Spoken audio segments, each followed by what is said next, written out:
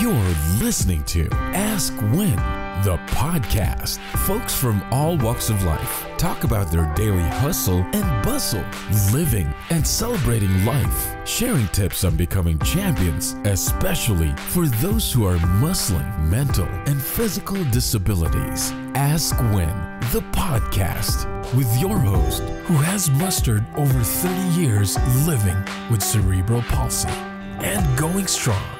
Author and cerebral palsy advocate Wynn Charles. Ask When, the podcast starts right now.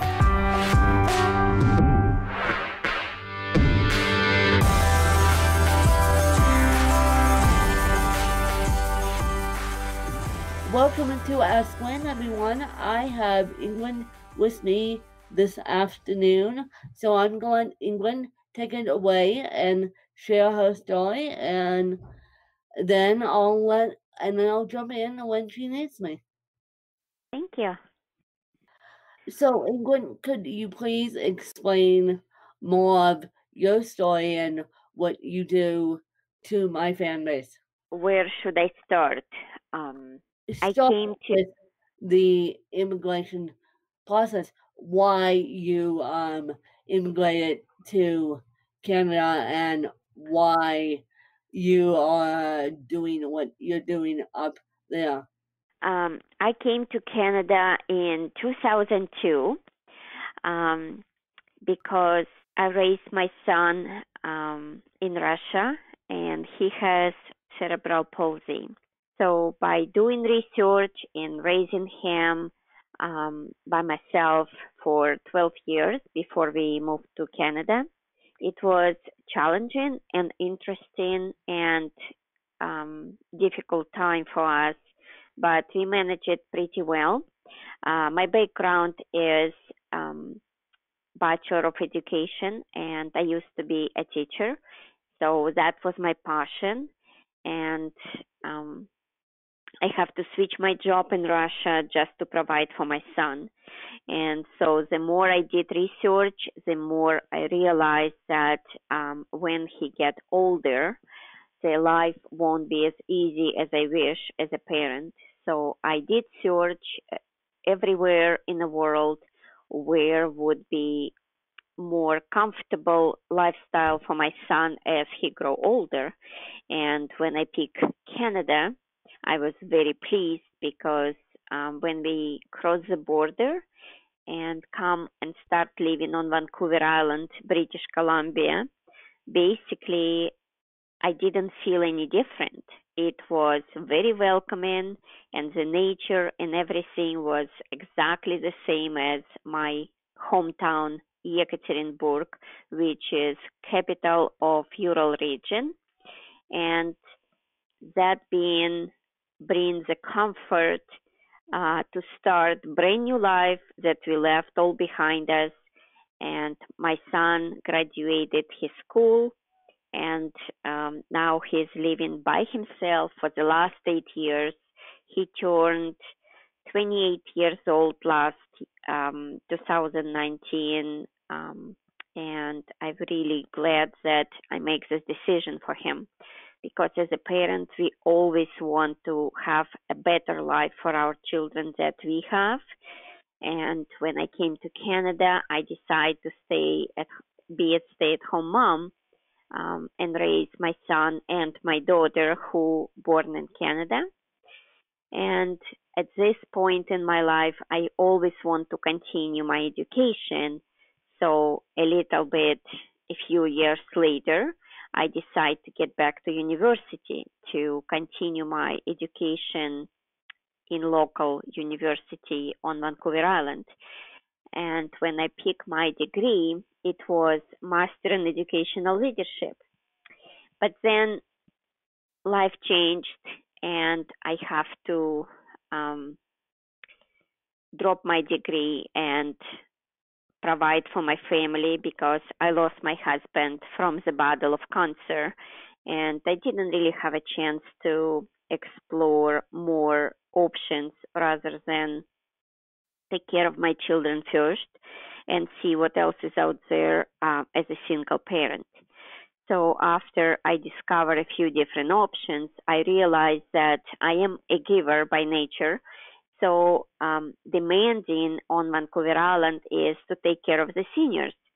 So my friend helped me to find out which senior houses were in need for extra staff, and I've been trained.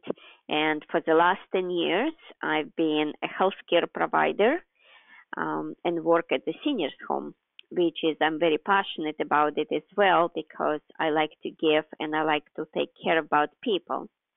So a few years later, I realized that I still have lots to learn, and because I'm a lifelong learner and I like to participate in many different things. So somebody was purchasing a business opportunity for me, which I jumped right on it with both feet, with pride to provide another service for our community, which is related to education, which leads me towards my first passion to be an educator.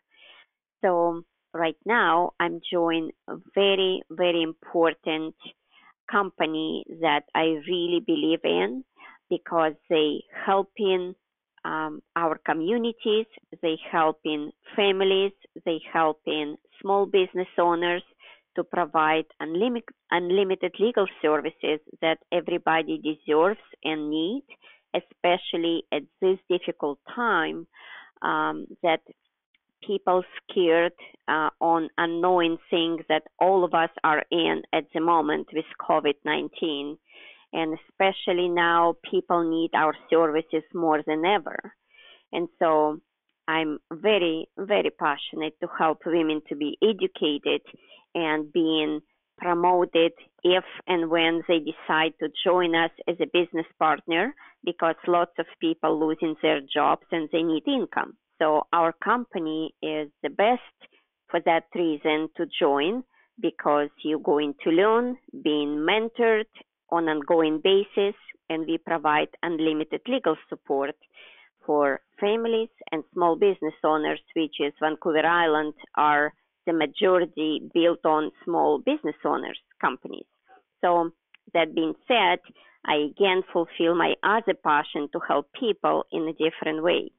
And the divisions that our company provided, multiple divisions, I choose Ladies of Justice division, which I'm even more passionate about because it's related and organized directly to help women to be empowered and have equal education for them to feel more empower themselves to fulfill their life and live their life to the fullest and worry less because that's all basically we want as a parent to provide for our family and feel safe and secure.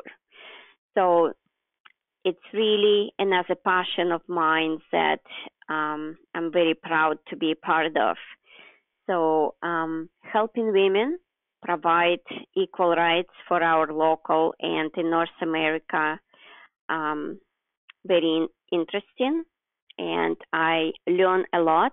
I educate people, and I'm very proud that I'm a part of this company, and I'm looking forward to be a part of this company for many years in advance. And that's amazing. That's amazing. Thank you. You told me that I thought that was amazing, and you guys don't know this, but many, many, many years ago now, I traveled to Russia and spent 2 days touring in St. Petersburg. Went down close, and Russia is not. I love my Russians dearly, but if a person asks me to go back to Russia, uh, yeah, Russia's a culture shock. Jeez. And so you moving to Canada must have been a culture shock for you too, because Russia, and I don't know if they still do it, but when I was in St. Petersburg, I saw the amount of weddings. My goodness, you guys, you think we have a lot of weddings here in America? Yeah, yeah. Just go walk, just go see the streets of Russia. You will. That is unbelievable to me. Yes, I have to agree with you, Vin, because Russia is amazing country. We have lots of culture, different diversity of people. We have incredibly giving and thoughtful, loving, warming people who live in Russia. It's kind of part of our nature, part of our culture. It's very rich culture that it's almost unlimited to explore. If you decide to go travel towards through Europe to Russia, that's the best routes to go and choose river cruises. It could be different routes, but it leads towards St. Petersburg, which is one of my favorite cities in Russia. It's absolutely outstanding design and Beautiful. yes, It yes, is beautiful.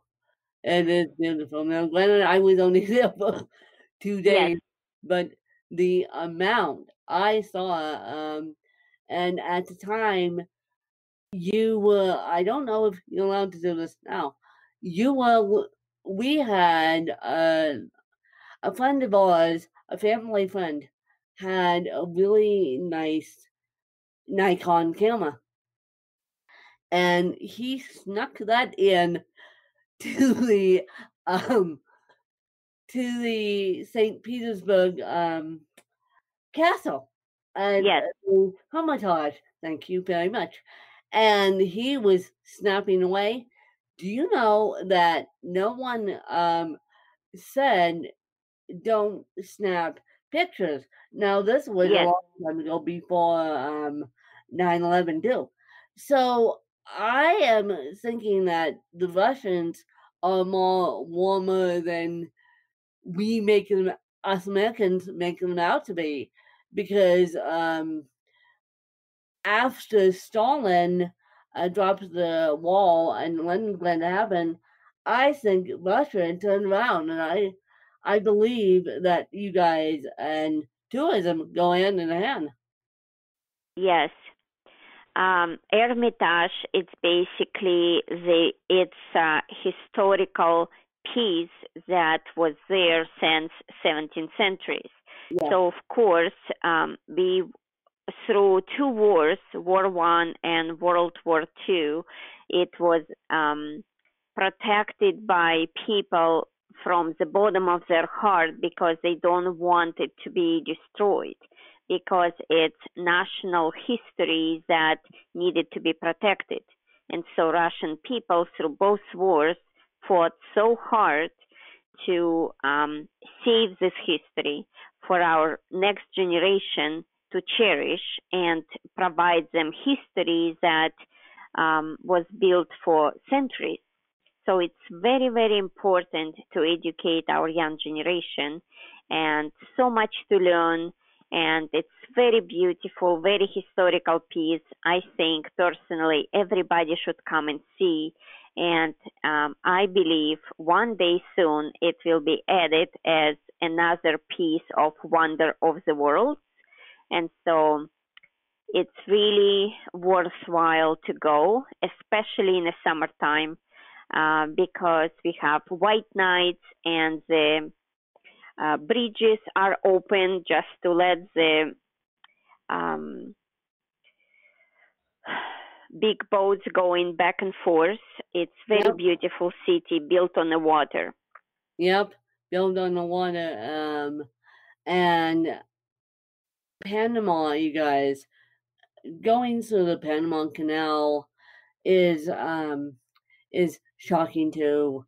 But Russia is, even though it's a culture shock to us Americans, um, doing that cruise turned my feelings about Russia directly around, because I thought I personally thought that Russians were mean.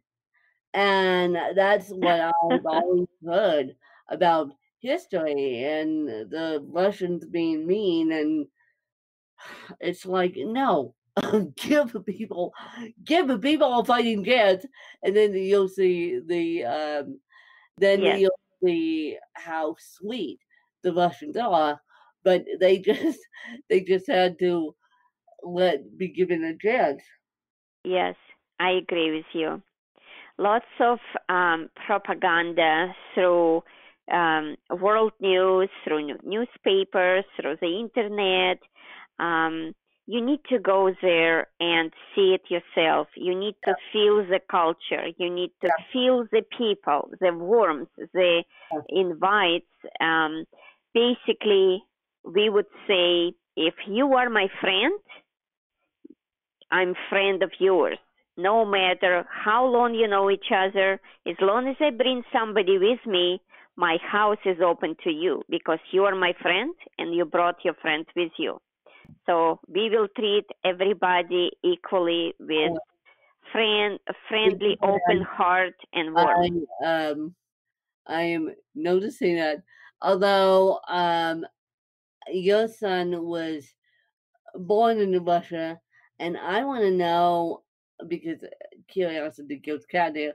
I want to know, how was the medical care in Russia despite his condition, aka CP? How is education in Russia with CP? How's the medical care?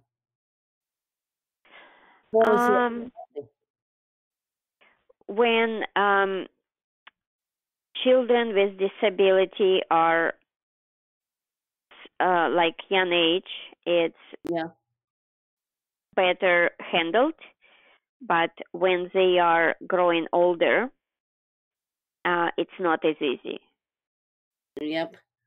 Same trials and tribulations in the U.S. Same trials and tribulations in the U.S. So, England, what is your favorite book, and what is the title?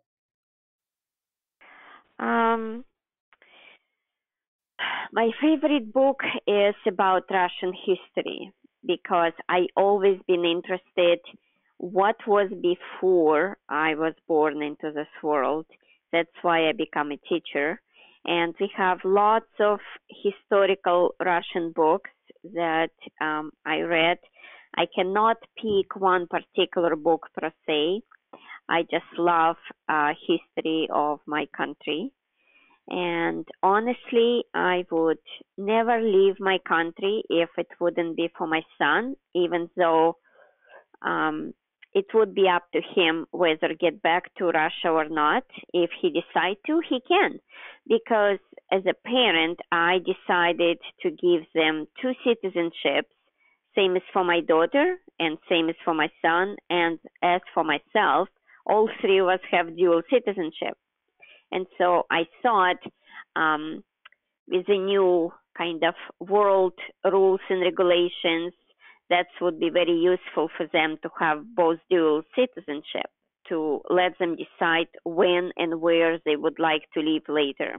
So they will learn and create their own experience and experience their own culture, which they already been exposed for my son in Canada. And my daughter went back to Russia a couple of times, but she was not at that age where she remember a lot. So I wish we can get back at, my daughter is 17, so she would love to go back. And I think we will sometime soon in the near future. And I'm really looking forward to explore new Russia. For the last 20 years, it's been a lot of changes. And I believe it's been better than before, even though while I was a child, I was raised basically in communism regime, I would say. But it was interesting and very different than Russia is today. Oh yeah, and when I was over there, even as a tourist, I felt that it was even better to be living through history because I have learned communism and I've learned about the Panama Canal through the history books. But Right. until you step into a communist country, you don't even know what's going on. Well, at least you know what. Back then, everybody was equal, and everybody was basically working and not struggle as much as even 20 years later, 30 years later, when everything starts shifting and changing, especially with different government rules and policies, with a new governments that come after another. They put their own rules and regulations, and people has to adjust to it. So when Gorbachev came to his power, it was a big disaster for lots of Russians, and everybody took it differently. And every next person who came to power, it was changes again because that's what their parties were kind of provided to the public, and those changes were going through generations. And as of today, we have Vladimir Putin in power, and because I'm not a part of it anymore for the last 20 years. So I'm kind of following from the words and lives that my friends are living in. Yeah. And I only can observe what happened and kind of... looking in. Right. And kind of... looking in on the home country. Yes, yes. And so in the meantime, I'm really curious how would be my experience in Russia today. That's why I would like to get back home and maybe spend maybe a year, maybe 6 months or so, and see what I would feel, what will give me new experience, what Russia can provide now for Russian citizens. And so that would be interesting, because my city was closed city before, and not so many people can internationally travel because our city hold military, I forgot the word, factory, where that's why our city was closed. Yeah. But later, when it was open, it was more opportunity for people to go travel, to open new businesses. So, but it was like 20 years ago. So now it's even more opportunity, and people very excited about it. So basically, if you know what you're doing, the opportunity is there. You whether use it or you lose it, we would say it as well. Yeah, exactly. Use it or lose it. Yeah. But as we wrap this interview up, do you have any questions for me? I know you do. And yes. So now it's your turn. Right. Thank you very much. Let's switch the turns. What was your experience being in Russia while you were travel? I remember distinctly. I had first time in my life to get a tourist visa. Never had a tourist visa ever in my life, and before we went on cruise, we had to get tourist visas, obviously, and so the Russians were and are very kind to their tourists, and I have, even though it's a culture shock, I have nothing bad to say about Russia. You guys need to come out of the history books a little bit and go to Russia when we're able to travel again, because Russia is, even though it's culture shock and even though I don't want to go back. I believe it was a learning experience for me to see a communist country, and it's interesting what you see on the inside of a place that you read about in a history book. Mm, that's interesting. So the majority, it was a pleasant experience. Am I right? Yeah, the majority of it was a pleasant experience, but I can see where the disabled go to hide as they get older, and it's not the now the Russians. I can see where, because a lot of people don't understand disabilities internationally. Yes. So I could see where the Russians, as they get older with disabilities, basically hide, because in Canada, I have allegiance to Canada too. You guys, Yes. my mom was a Canadian, full Canadian, and I am still trying to get my dual citizenship, but that hasn't panned out. But I think that because Canada is a little bit more understanding of disabilities, I think that Canada would be the place that I would scoot to if something were to happen in the US. And I I know in my heart that I could easily make it up there. And I know in my heart that if um, things were getting to the very scary point in the US, I would not move to some place that didn't know disabilities backwards, forwards, and sideways. And Russia, I think you guys still need to work on that. And so does the Bahamas, but the Bahamas being in the Caribbean. But at the same time, Canada is doing a wonderful job with their disability rights.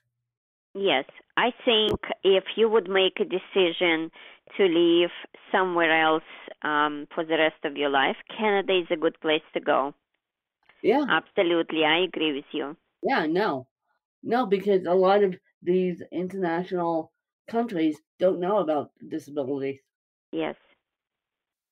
Yes, I agree with you. It's more like, in general speaking, the roads are built for people for the wheelchairs, and it's really a helpful tool when you always use a wheelchair. And so when I was helping different organizations in Russia while I was raising my son, because it's a challenge. It's a challenge for a family, it's a challenge for society, challenge for organization who was helping people with disability, their families. It's a lot of chains that involved around person who are disabled. It looks like much different from outside than know all the details from inside, from the families, from the point of view from schools and workplace and society itself. It's a whole different pictures. When you're not insiders, it's look different, it feel different, and knowing all of these details, it's helped to organize all what these people needs, to try to understand their needs and wishes on a daily basis. So in Canada, it's very good organized for people who are disabled, and I'm very pleased that it is like that in Canadian society, because when people grow older, they have equal rights here to get a job, to get paid at the same pace, rather than in the different countries, Yeah. where people get left behind. Society does not recognize these people as equal as normally mentally and physically challenged people usually doesn't recognize at the same level as who has not have any challenges. Let's put it that way. And so I heard with all of what you have, with all your experience and expertise and your passion, I'm very honored to know that you are an author. So I'm curious, how do you come up with this idea to start writing a book and actually won a prize to write your book? Would you share with us this information about it, please? Well, I wrote a book basically after my mom died, and I had a publishing deal that fell through, and that's what gave me that prize, because now publishers want to look at your platform. They don't want to go on the catalyst of great, you submitted a manuscript. They want to go on the catalyst of how you're going to help us market your own book. And so I feel like writing has always been my passion. Writing has always been something that I want to continue to do. In fact, in April of 2022, I'll be getting my journalism degree, and I'll just be continuing writing until the day I die, essentially, because writing is in my soul. Writing is my passion. Mm-hmm. That is absolutely amazing and blew my mind to know that you're pursuing your passion. You go to university, you study your degree in journalism, wrote a few books. It's absolutely amazing and inspiring to so many others. And I'm honored to know all of that about you. And you are a huge inspiration for other people, and show and lead by example that it's anything is possible as long as you put your mind to it. Yep. Anything is possible. It's absolutely amazing. I'm really honored to know you and know all your achievements, and I'm very proud of you, who you become and what you achieve. And I'm really, really wishing you the best, and I cannot wait to meet you in person one day. And I would like to purchase your book and can't wait to read it. That's going to happen soon, you guys, because after 2022, after I graduate, I'm hitting the road and meeting you guys and just giving you guys all hugs, because you guys deserve an after putting up with me and this wild journey that I've been on. And it's going to be interesting. You guys sat with me for a year, unbelievable, that my dad. That's amazing. And I didn't realize that you guys were going to sit with me for a year and watch me and cheer me on and just do this. And now after I get my journalism degree, I'll be banging the drum and coming to meet you guys, and I'll let you guys know of that. But yeah, I have to start meeting my fans in person. There's no questions about it. That's absolutely outstanding. And one day you might decide to come and visit us in Canada. And yeah, I have. I spent between here being home Aspen, Colorado is my base, but Mm-hmm. I spent many years going back and forth to Canada. Many Oh, years. right. And so I know I know I know my Canada, but I haven't spent enough time on Vancouver Island to know more than I would like. I spent, I think, about 2 hours on Vancouver Island before I we were in the middle of doing something, and I really want to go back. Yes, And it's very beautiful here. yeah, I really want to go back and see it. So that's gonna be my next thing on my bucket list. But England, where could people find you if they choose to do so? And where could people find your company if they choose to do so? We have our websites, and I guess after this interview would be over, we can provide more information who would be interested. Yeah. I can post if it would be possible my website in there, and all information are listed and all our business opportunities are there, which I encourage people to look very closely to it.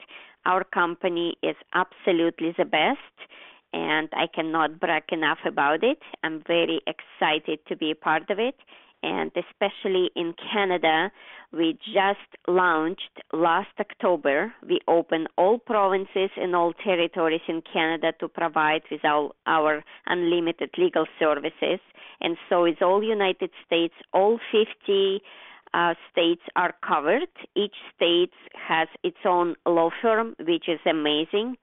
And we provide our services 24/7, 365.